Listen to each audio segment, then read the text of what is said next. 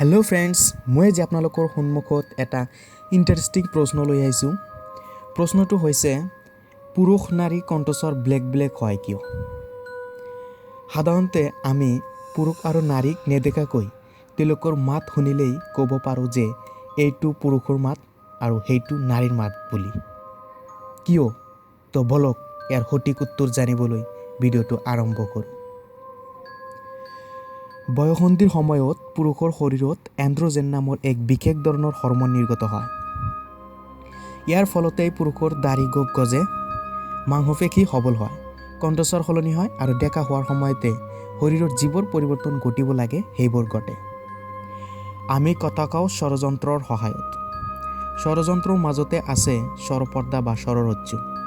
ইয়াৰ কম্পনৰ ফলত বায়ুতৰংগৰ সৃষ্টি হয়। এই বায়ুতৰংগই শব্দ বা স্বৰৰ সৃষ্টি কৰে। কণ্ঠস্বৰ মিহি নে মোটা সেয়া শব্দৰ এক বিশেষ ধৰ্মৰ ওপৰত নিৰ্ভৰশীল। এক তীক্ষ্ণতা বোলা হয়।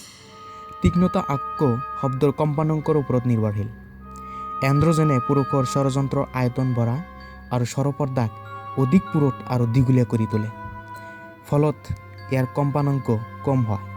স্বাভাৱিক কথা বতৰাৰ সময়ত পুৰুষৰ স্বৰপৰ্দাৰ কম্পানাংক ছেকেণ্ডত 120 বাৰ মান হয়, আনহাতে নাৰীৰ কম্পানাংক ছেকেণ্ডত 250 বাৰ মান হয়। পুৰুষৰ কম্পানাংকৰ দুগুণতকৈও বেছি। সেয়ে নাৰীৰ কণ্ঠস্বৰৰ তীক্ষ্ণতা বেছি। সৰুকালত ল'ৰা ছোৱালী উভয়ৰে স্বৰপৰ্দা প্ৰায় সমান থাকে। গতিকে তেতিয়া তেওঁলোকৰ মাতৰ বিশেষ পাৰ্থক্য নাথাকে। 13 বছৰমানৰ পৰা ল'ৰাৰ স্বৰপৰ্দা ছোৱালীৰ স্বৰপৰ্দাতকৈ 3:2 অনুপাতত বাঢ়িবলৈ ধৰে। সেয়ে কিছু কাললৈ ল'ৰাৰ মাতটো অলপ সলনি হৈ পাছত ডাঙৰ মানুহৰ মাতৰ নিচিনা হয়। পুৰুষৰ স্বৰপৰ্দা নাৰীতকৈ দীঘল বাবে পুৰুষৰ মাত নাৰীৰ মাততকৈ বেলেগ। সকলো পুৰুষ আৰু সকলো নাৰীৰ স্বৰপৰ্দা একে জোখৰ নহয়। তদুপৰি স্বৰপৰ্দাৰ ওপৰত থকা গহ্বৰবোৰৰ আয়তনো একে নহয়। গতিকে সকলো পুৰুষ আৰু সকলো নাৰীৰ মাত নিমিলে। কাচিতহে আমি দুজন পুৰুষ আৰু দুগৰাকী নাৰীৰ মাতৰ মিল পাওঁ। কোনোবা ল'ৰাৰ যদি স্বৰপৰ্দা বেছি দীঘল নহয় তেতিয়া তেওঁৰ মাত ছোৱালীৰ নিচিনা হয়।